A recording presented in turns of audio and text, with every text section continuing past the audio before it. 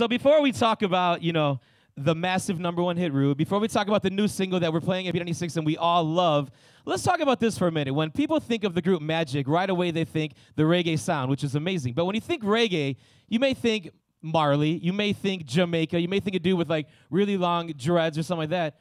Where do 4 dudes from Canada, where do you guys come together and go, man, let's do a reggae band? Where did that all start?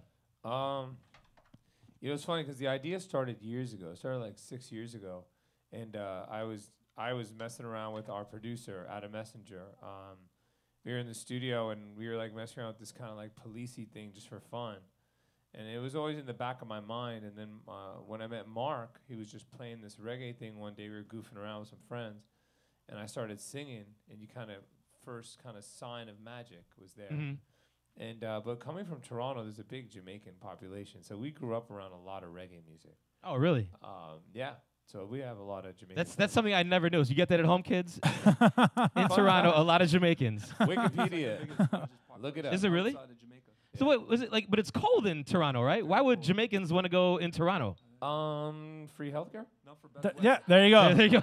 Another reason you should run for president. Free healthcare. There you go. So the new single, No Way No. I mean, like, here's the deal, man. Rude was so gigantic, and then it's like, all right, sometimes these groups have like one song and then that's it. But you guys followed up with a banger right here. No Way No, we're playing here on B96. Great song. I mean, do you guys feel any pressure for the next single to be like even maybe half as big, 3/4 as big, or is it kind of like, nah, you know what? Good music will always win out at the end. I think that depends on your mood.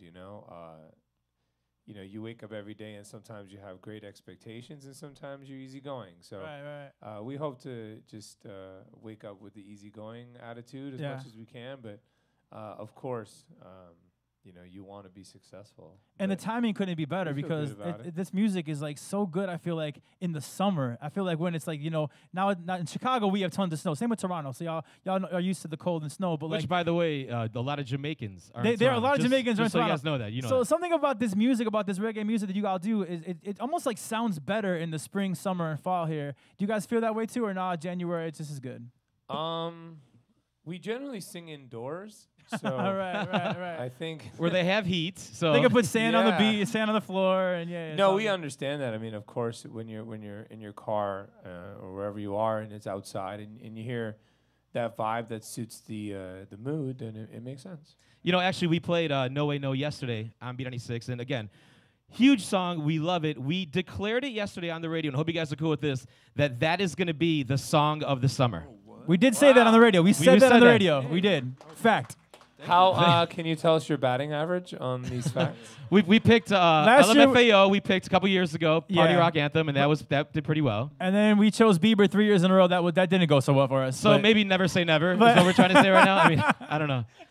But I mean, it is one of those songs where if you're in Chicago and you're driving down Lakeshore Drive, if you're going to North Avenue Beach, that is the song that's gonna get people in like the mood to just like bob their head a little bit, grab a drink and have a little fun during the summer here in Chicago.